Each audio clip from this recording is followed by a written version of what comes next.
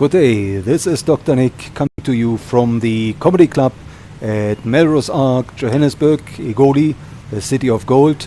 This is my home away from home, and the reason why I really love this place so much is that it keeps reminding me that life is a stage.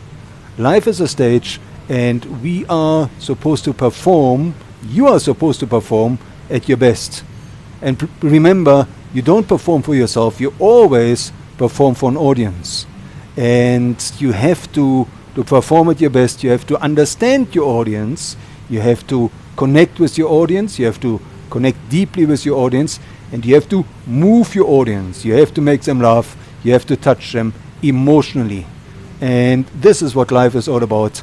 And one key component in touching your audience and communicating effectively and connecting deeply and moving your audience is your ability to be a charming leader.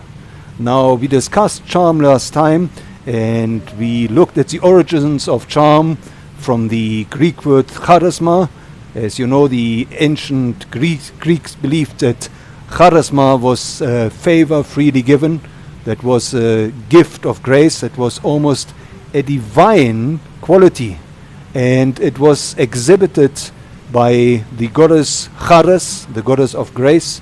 And what it really means is that it makes you, it's a one quality that makes you more fascinating to others, and it makes you more attractive to others. Because remember, every time you interact with others, there's three ways they respond. They either are attracted to you, or they are repelled by you, or they are indifferent. And if every time you interact with others, you make them feel better, be that your boss, be that your colleague, be that your spouse, be that your child, be that the petrol attendant or the waiter, every time you make them feel better, you will see it will transform your relationships, and it will literally make you a much happier and a much more successful person. So last time I shared the first 10 charminators, the triggers, the behaviors. And remember, charm is not something that you're born with. Charm is something that is made. Charm is in the eyes of the beholder, meaning that you can be and it's based on your behavior. So you can come across charming to the one person now and not charming to the next person at your very next encounter. It is how you interact, and it is about these triggers of charm.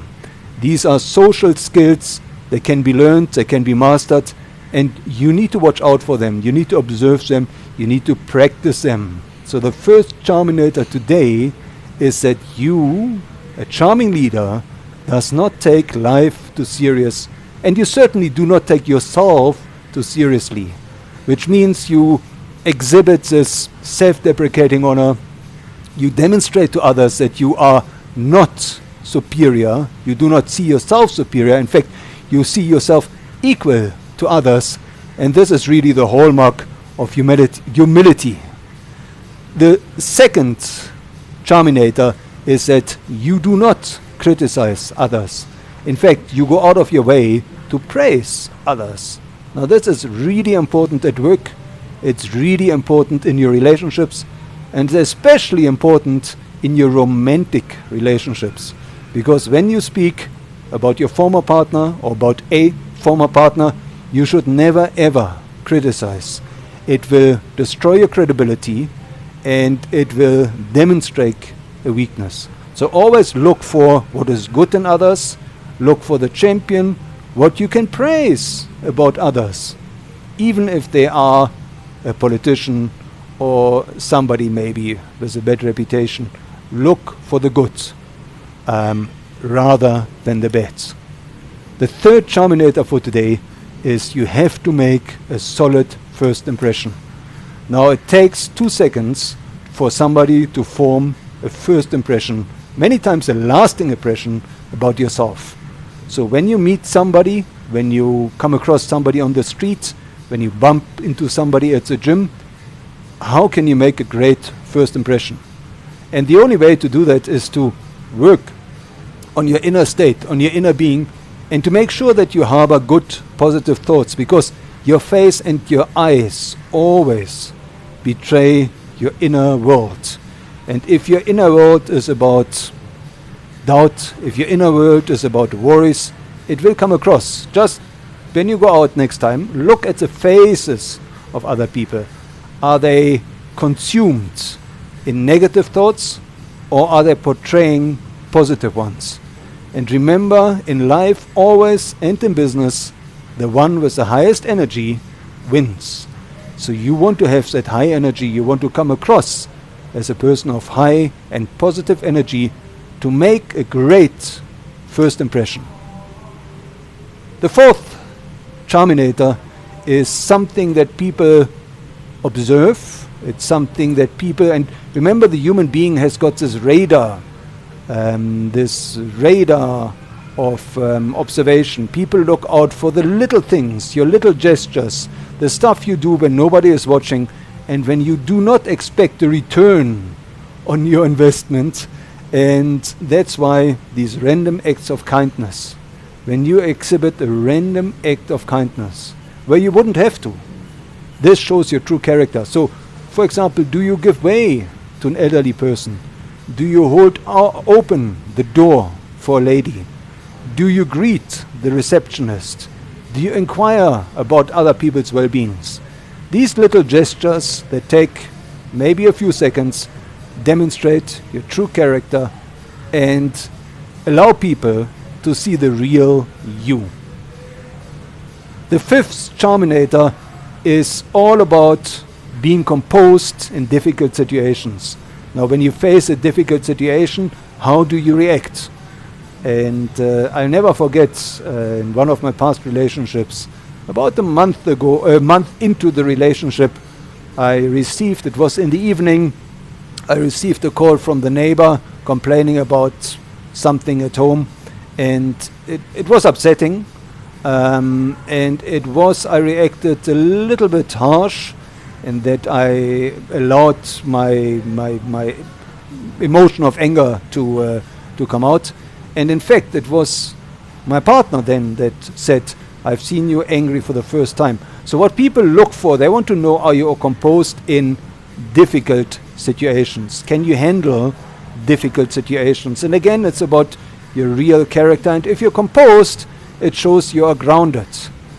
Charisma, charm, has a lot to do with being grounded as a person, grounded in your purpose, and grounded in your inner being.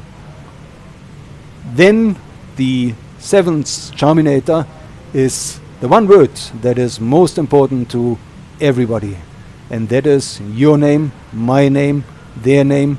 You have to remember people's names. In fact, you have to mention people's names whenever you meet somebody. And I'll never forget 25 years ago, when I was studying at Johns Hopkins in Bologna, I was sharing a flat and with a number of other students, and one of them, an African American with a big voice, he would, when he came to the gate of the building, not the apartment, the gate of the building, which was probably good 50, 60 meters away, and we were living on the fourth floor, so it was quite a distance. He would shout out my name, he would shout out Nick, and that made a lasting impression to this day.